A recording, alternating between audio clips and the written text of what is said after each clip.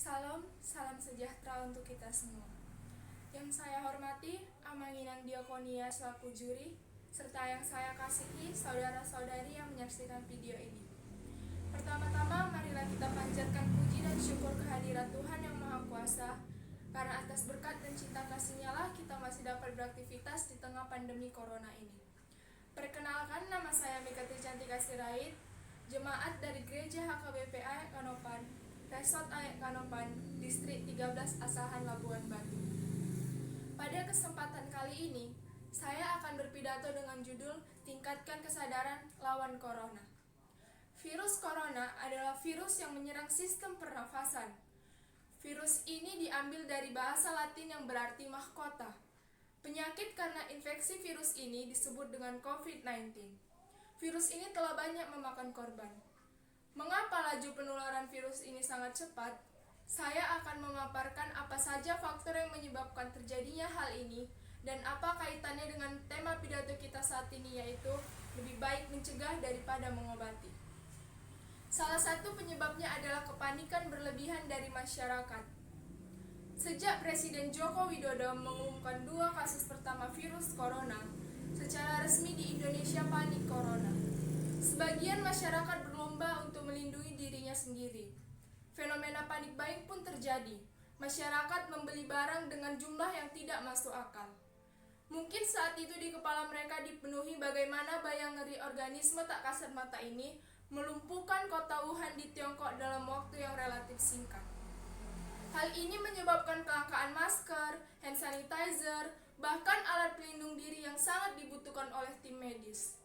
Oleh karena itu, kita harus lebih bijak lagi dalam berbelanja, tidak perlu dalam jumlah banyak. Karena yang dibutuhkan saat ini adalah kewaspadaan, bukan kepanikan berlebihan. Selain itu, masih banyak juga masyarakat yang menganggap remeh dan tidak mengindahkan kebijakan pemerintah untuk melakukan social distancing. Begitu juga dengan generasi muda. Masih banyak dari mereka yang memiliki kesadaran yang minim, seolah tidak mempedulikan bagaimana keselamatan nyawanya. Masih keluyuran tidak jelas, kumpul-kumpul, tanpa menyadari bahwa kecerobohan ini dapat membahayakan banyak orang. Jika saat ini saudara-saudari masih melakukan kegiatan yang tidak seharusnya dilakukan di luar rumah, coba sekali kita merenungkan, banyak tim medis yang mengorbankan waktunya hanya untuk menyelamatkan nyawa orang yang bahkan tidak dikenalnya. Tenaga medis yang rela meninggalkan keluarganya, rela mengorbankan waktu istirahatnya hanya demi kesembuhan pasiennya, meskipun mereka tahu bahwa resiko untuk tertular akan semakin tinggi. Saya teringat dengan sebuah nasihat seperti ini. Untuk selamat berkendara di jalan raya, kamu harus berasumsi bahwa semua orang di jalan raya adalah bodoh dan tidak tahu cara berkendara.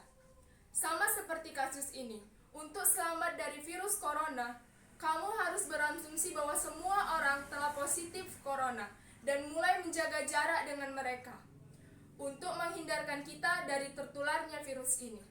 Menjaga jarak bukan hanya dengan teman, rekan, dan orang asing, bahkan untuk keluarga kita juga. Mungkin akan terlihat menjengkelkan dan membosankan, tapi demi membasmi ganasnya virus ini, mau tidak mau, suka tidak suka, masyarakat harus melakukannya. Ini semata-mata untuk keselamatan banyak orang, untuk keselamatan diri sendiri, keluarga, dan bangsa Indonesia. Mengajak orang yang masih ngotot untuk berkegiatan di luar rumah agar melakukan karantina mandiri di rumah. Di rumah aja dulu bukan berarti cuma makan, tidur, bermain game, tidur, dan makan lagi, dan melakukan kegiatan yang tidak berguna. Melainkan kita dapat melakukan hal yang positif seperti belajar, membaca Alkitab, dan mencari informasi akurat mengenai virus corona, serta tidak lupa untuk tetap melakukan pencegahan sesuai anjuran tim medis, yaitu dengan mencuci tangan, tidak menyentuh wajah, hidung, dan mulut, jaga jarak, dan menutup mulut saat akan bersin, serta tidak lupa untuk berdoa meminta pertolongan kepada Tuhan. Sebab dalam Yakobus 5 ayat 16 tertulis, "Karena itu, hendaklah kamu mengaku dosamu dan saling mendoakan supaya kamu sembuh." Doa orang yang benar bila dengan yakin doakan sangat besar kuasanya.